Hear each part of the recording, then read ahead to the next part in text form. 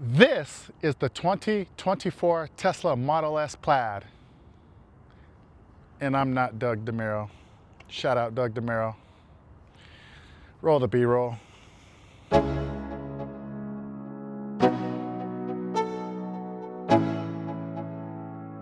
Let's go. Yo, I'm like an addict, do I gotta have it. I ain't even playing, got a really bad habit. If it moves, gotta grab it, fuse like a magnet. Lose, won't have it till I'm doomed in a casket.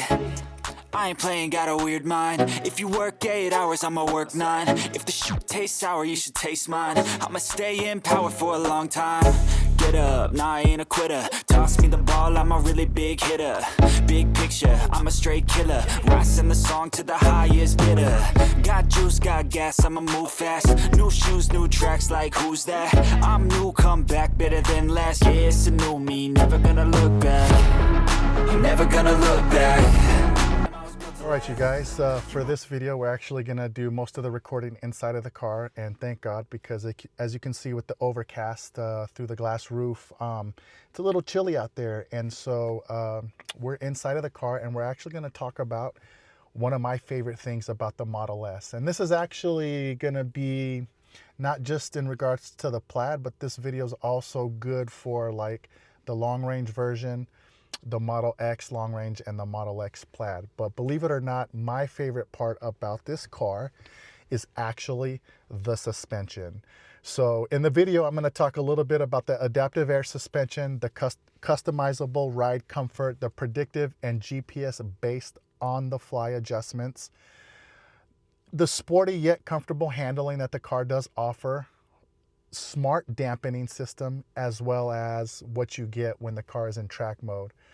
So let's get right into it.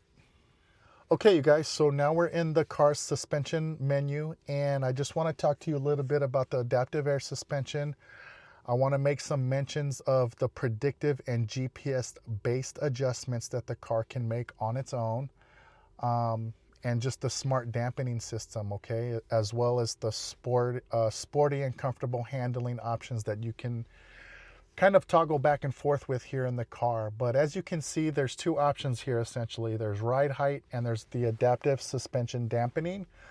And then also you can actually look at real-time suspension data while the car is going down the road. You'll see the compression dampening and rebound dampening percentages. You'll see them changing on the fly as you're driving the car down the road. So that's pretty neat that they give you that feedback.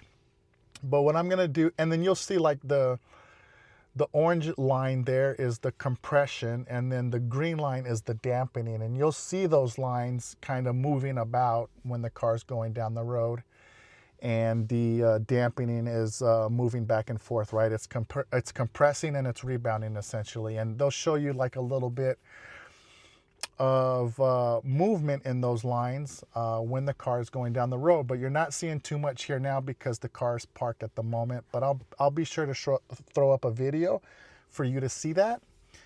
And then I just want to talk a little bit about the dampening, okay, the adaptive suspension dampening. I mentioned you have 4 options here.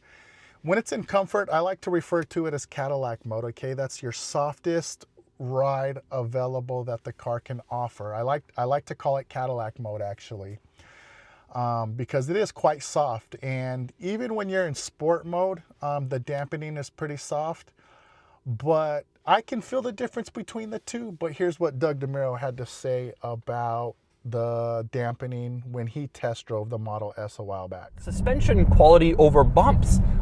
It really does a good job like soaking up and neutralizing bumps, which I'm surprised by. I'm actually in sport mode, which is maybe even more surprising that it does even that well in sport mode, sport suspension mode. The handling is... So as you can see, he seems to think it's a pretty soft ride in sport mode, but when you drive the car enough, you can absolutely feel the difference between the two. Then you have automatic, okay? So in this particular mode, you're allowing the car to adjust the suspension in real time based on road conditions, speeds in a straight line, and speeds anytime that you're taking a corner or a road with any sort of curvature, okay?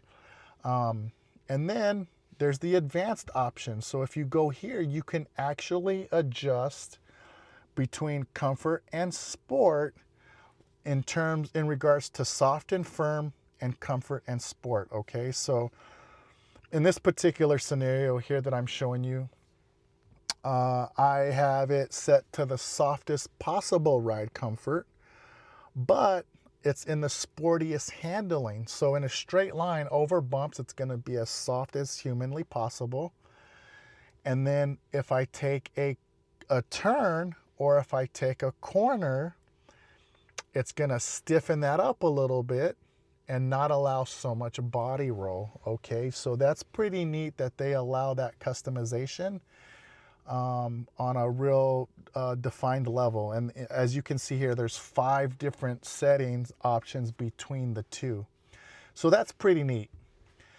Then the next thing I want to talk to you a little bit about is the ride height, okay? So it has 4 different ride heights. It has very high, high, medium, and low.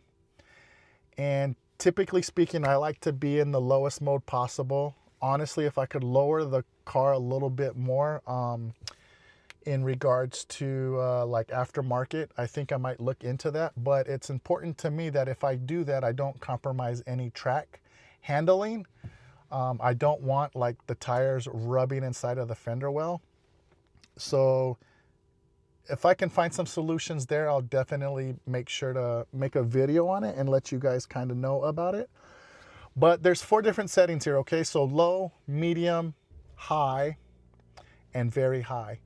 And if you notice, when I touch these 2 buttons in particular, it says auto raise at this location, and you can only ride in the high setting until 35 miles an hour and the very high setting until 15, okay? So 35, 15, and then by default, the car wants to auto raise it at this particular location whenever you are manually putting it into these 2 settings, okay? So this is that's really useful. Like if you have a slanted curb in your driveway for your house, that's quite useful, because now you do not have to come into the suspension settings and change that manually. It will automatically do that for you when you're pulling into your house. So, and in that regard, the car actually, it's very predictive, and it uses the car's sensors and cameras to detect potholes, bumps, and road imperfections, adjusting the suspension stiffness in real time, okay? So I think that's probably the coolest feature of the car overall. Besides these 2 particular manual adjustments that you can make, the car will make real-time adjustments over bumpy roads. And this happened to me recently. I was going to a client's house, and I was driving over a dirt road that was graded, and so it has those small little tiny bumps in the road, and the car actually adjusted to the high setting. Even though the default ride height was set to low, I was driving on this dirt road under 35 miles an hour, and it actually adjusted the suspension to the high setting automatically. So when we're talking real-time adjustments, that's what I mean. So I like it. I like the suspension. It's probably the favorite thing about the car, in my opinion, is the real-time adjustments and just the fact that you have so much adjustability that they give you here in the settings. Now, I think that's pretty much it. Oh, the one other thing I want to touch on is going to be track mode, okay? So I can't stick it in track mode right now because I'm not wearing the seatbelt, but I did get the track pack on this car, and the car got a firmware update to the suspension, a literal over-the-air software update to the suspension, and it improves the handling on the track. And don't take it from me, actually take it from Misha. Here's what he had to say about the firmware update that the suspension got with the track pack.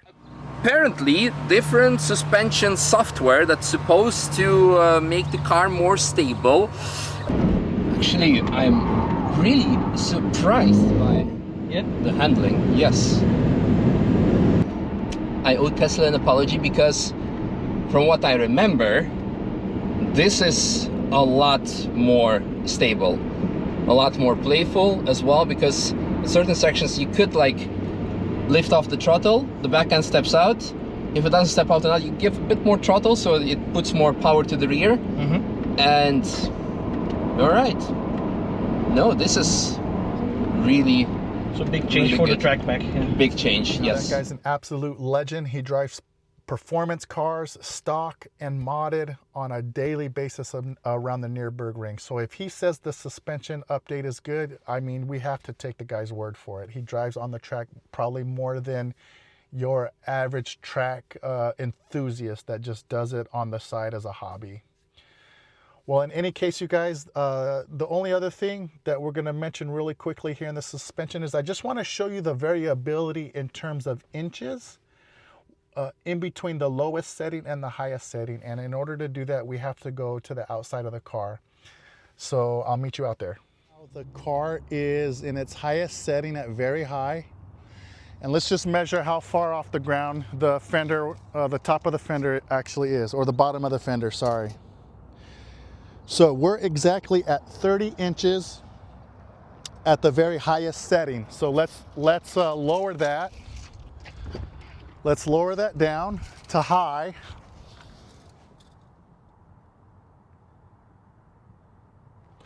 Oh, I gotta close the door for that.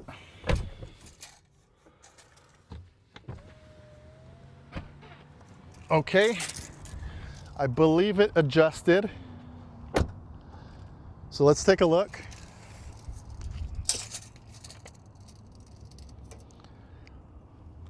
And we are at 29 3/4. So it went down by 1/4 of an inch.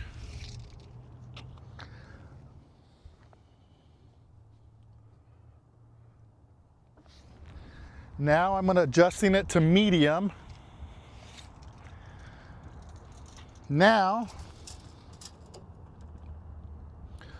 wow, that was a big difference. That's 3/4 of an inch. So it went from 29 3/4 all the way down to 29 inches.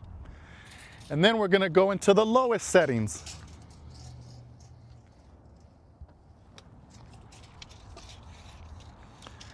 And now it is in its lowest setting. Let's take a look. And we went down to 28.5 inches.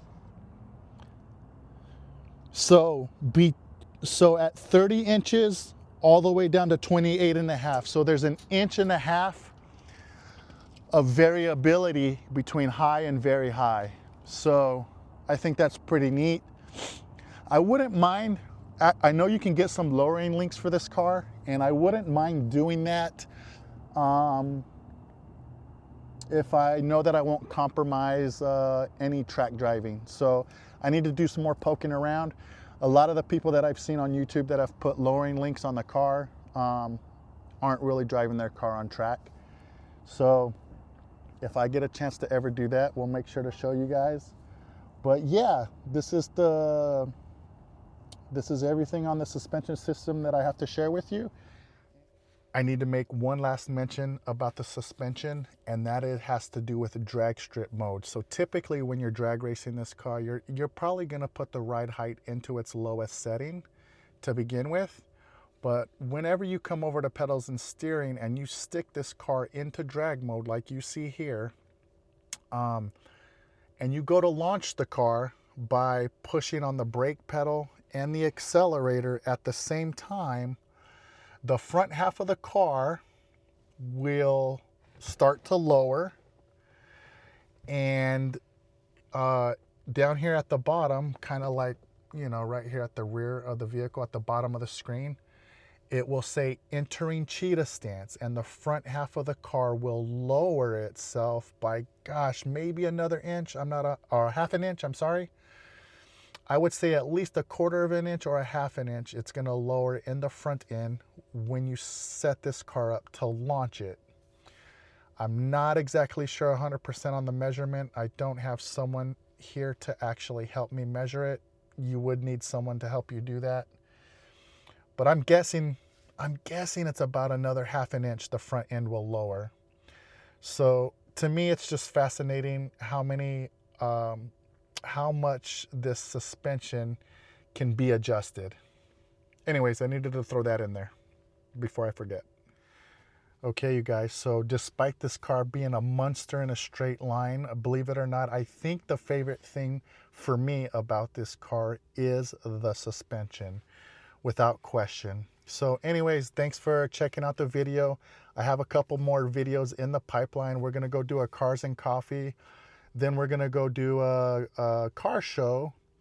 And then I think the next video I have lined up after that is gonna be an event that's happening at the local drag strip. There's gonna be like a car show there, a burnout pit, and I think they're gonna do some drag racing for money.